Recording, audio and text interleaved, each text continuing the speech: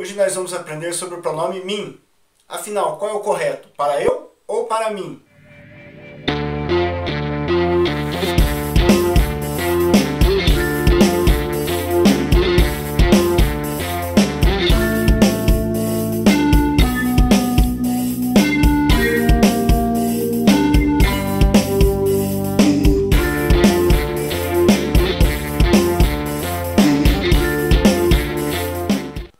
Não há nada mais gostoso do que o mim sujeito de verbo no infinito. Para mim brincar. As cariocas que não sabem gramática falam assim. Todos os brasileiros deviam de querer falar como as cariocas que não sabem gramática. As palavras mais feias da língua portuguesa são quiçá, alhures e miúde. Este poema de Manuel Bandeira, um dos expoentes do modernismo literário no Brasil, ele retrata os diversos falares do povo brasileiro. Mas aqui nós temos que lembrar que o poeta ele tem uma licença poética para escrever na linguagem informal, porque ele está exatamente registrando os diversos falares do povo brasileiro. Ele conhece a língua informal do povo, mas ele conhece também a norma culta da língua. Portanto, nesse momento ele está registrando a linguagem informal, mas ele conhece a linguagem formal. E ele conhece as regras da norma culta. E nós também devemos conhecer as regras da norma culta. Principalmente porque, assim como o Manuel Bandeira, nós também temos que aprender a conviver nos dois espaços, os espaços informais e os espaços formais. Portanto, na nossa linguagem do dia a dia, nós podemos usar a nossa linguagem informal sem nos preocupar em falar bonito ou falar de acordo com a norma culta. Mas, à medida que nós vamos indo para outros contextos sociais, nós precisamos também aprender a língua formal e conhecer as regras da norma culta da língua. E é esse esforço que eu quero fazer com você aqui, quando eu usar para eu e quando usar para mim. Se você gostou do assunto e do conteúdo do canal, então já se inscreve aí, marca, ativa o sininho para receber as notificações, curta o vídeo aí, para não esquecer depois, tá? Principalmente, assiste o vídeo até o final para você conhecer mais sobre a norma culta da língua, saber mais aí, transpassar os contextos sociais aí da língua portuguesa. Como Manuel Bandeira falou no texto aí, no poema, para mim brincar, nós temos que entender então o que é o verbo no infinito, tá? Mais precisamente, nós vamos falar de verbo no infinitivo. Tá a mesma ideia, né? A mesma coisa. É o verbo no seu estado natural, terminado em ar, ir, e no caso do verbo por, tem o or, né? Uma exceçãozinha aí. Exemplos: cantar, estudar, vender, partir, etc.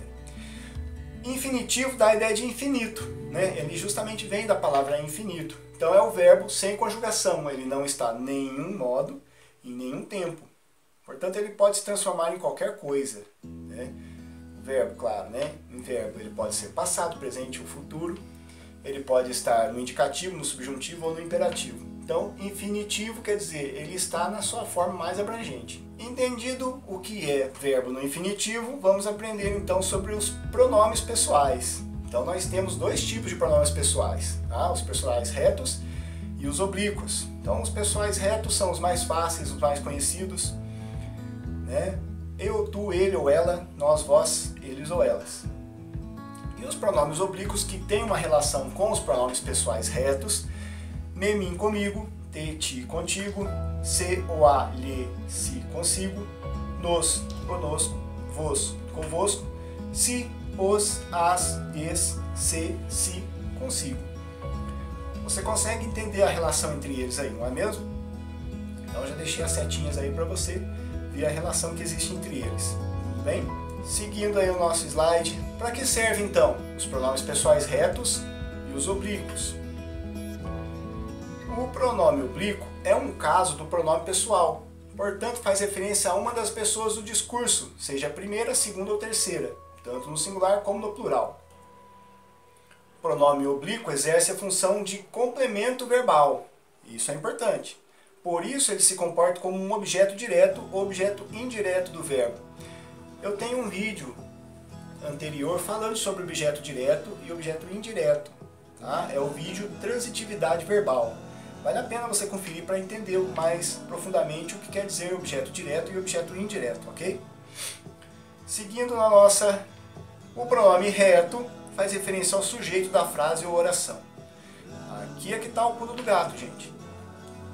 Pronome pessoal reto, ele faz papel de sujeito. Pronome pessoal oblíquo faz papel de complemento verbal. Você vai entender isso agora. Bom, no meu exemplo, ela dançou com o namorado. Vamos observar esta oração na estrutura da oração, tá?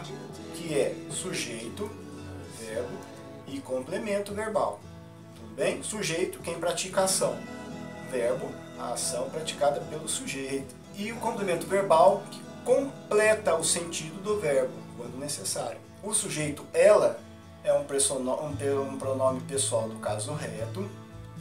Como a gente sabe, né, os pronomes eles podem substituir os substantivos quando eles fazem papel de sujeito. O verbo dançou, aqui ele é um verbo transitivo indireto, ele está pedindo um complemento, mas ele não se liga diretamente a esse complemento, tem uma preposição aqui, por isso chamado de transitivo indireto. E o nosso complemento verbal com o namorado.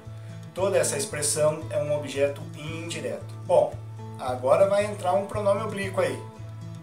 Ela dançou comigo. Então eu mudei somente o complemento aí da oração. Continuo tendo um pronome do caso reto, um pronome reto aí, como sujeito. O verbo, agora ele está tendo uma relação com o complemento dele de transitividade direta, né? Não há nenhuma preposição aí. E o comigo, que é um pronome oblíquo, ele está sendo um objeto direto aí nesta oração, ok? Ele também pode ser classificado aí como adjunto adverbial de companhia, mas quanto à classe gramatical dele, ele é um pronome pessoal do caso oblíquo. Então você tem o pronome pessoal oblíquo comigo, utilizado como objeto direto nesta oração. Ele está complementando o verbo dançou. Entendido aí como funciona o pronome oblíquo, vamos entender agora mais precisamente como funciona aí a relação do pronome oblíquo.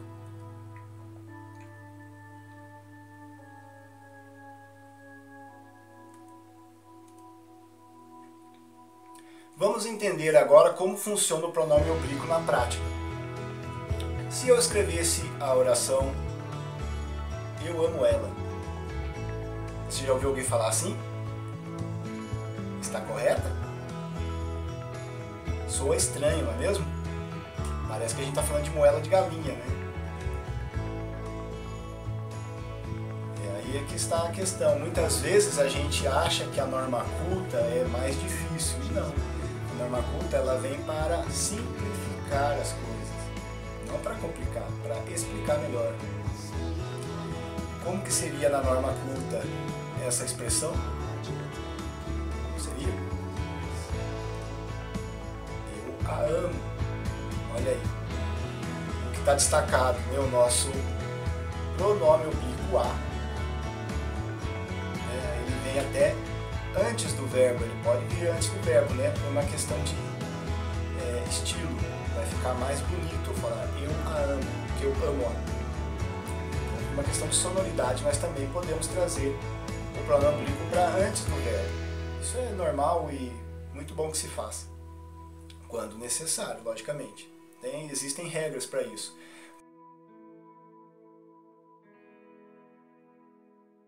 Então você pode substituir eu amo ela por eu a amo.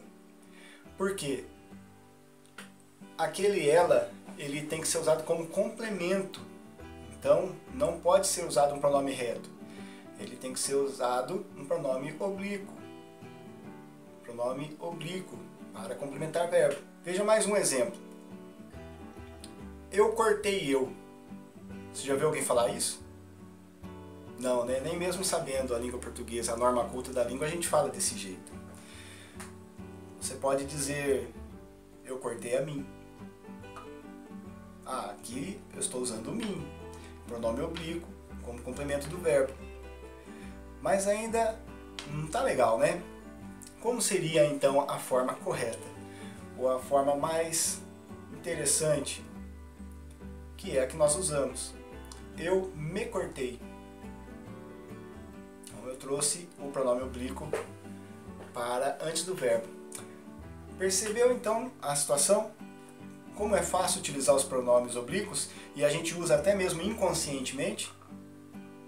Isso quer dizer que você aprendeu, mas não era de uma forma consciente. Agora você sabe como funciona. Mais um exemplo. Eu te amo. Olha aí, quando eu falo eu te amo, o te é um pronome oblíquo. Você não sabia dessa, né? Você está usando o pronome oblíquo corretamente e nem sabia. Enviei-lhe uma mensagem. Qual é o raciocínio que se faz aqui? Eu enviei a ele uma mensagem. Mas lembre-se que para completar verbo eu não posso usar pronome reto, preciso usar pronome oblíquo. Então eu transformo esse a ele aí num lhe. Enviei-lhe uma mensagem. Nos cumprimentamos, pronome oblíquo. Ué, mas não tem o nós? Ah, vamos entender direito isso aí. Cumprimentamos a nós. Então esse a nós é o complemento verbal, mas eu não posso usar pronome reto para complementar verbo. Eu preciso usar pronome oblíquo. Cumprimentamos-nos. Está correto também.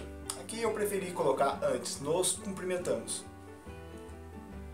E o para mim? Aonde que vai caber aí o nosso assunto principal? Até agora eu expliquei para você como funciona o verbo no infinitivo, como funciona o pronome oblíquo, e agora você vai entender como funciona o para mim agora. Nas orações formadas por verbos no infinitivo, o sujeito é sempre um nome, em geral um substantivo, que pode ser substituído por um pronome. Se essa oração com o verbo no infinitivo não for uma oração reduzida do infinitivo, o pronome empregado deve ser obrigatoriamente um pronome reto. Ok? Pronome reto para sujeito. O pronome reto ocupa sempre a posição de sujeito da oração. Já o pronome oblíquo exerce a função de objeto da oração, complementando o verbo. Vamos ver alguns exemplos aí. Frequentemente ocorre uma assimilação do emprego do pronome reto com o emprego do pronome oblíquo em orações no infinitivo. Vejamos os exemplos. Então vou te apresentar os casos agora em que eu uso para eu ou para mim. Preste atenção. Nunca pediram para eu fazer esse tipo de comida. E aqui, o para eu está certo ou está errado? Pensa um pouquinho. Ah, essa está certa. Segundo exemplo. Nunca pediram esse tipo de comida para mim. Está certo ou está errado? Está certa. Terceiro exemplo. Talvez eles mandem o formulário para mim preencher. E aqui, o para mim está certo ou está errado? Aqui está errado. Quarto e último exemplo. Talvez eles mandem o formulário para eu preencher. E agora, está certo ou está errado? Está certo. O que aconteceu aqui, gente? Uma regra prática para empregar corretamente o pronome reto, nesse caso, é observar se a oração termina com verbo. Para eu fazer um exemplo. Caso isso não ocorra, o pronome empregado deve ser oblíquo. Então, ó, o verbo estando no infinitivo, a oração vai terminar com o verbo, então você usa o para eu. É o que acontece, ocorre no exemplo 4. Talvez eles mandem o formulário para eu preencher. Esta forma está correta. Se eu vou terminar com o pronome, então eu posso usar o pronome oblíquo mim. É o que acontece no exemplo 2. Nunca pediram esse tipo de comida para mim. Ok? Então, a regra é bem simples. Tudo isso foi falado, mas você pode resumir aí na sua mente o seguinte. Se o pronome a ser utilizado é o sujeito, você usa pronome reto. Se o pronome a ser utilizado é complemento do verbo, Então é o pronome oblíquo. Então, para eu, sujeito. Para mim, complemento. Ok? No exemplo 3, ó, talvez eles mandem um formulário para eu preencher. Aqui você tem duas orações dentro desta frase. E o para eu, o eu é o sujeito da segunda oração. Tudo bem? Espero que eu tenha tirado sua dúvida.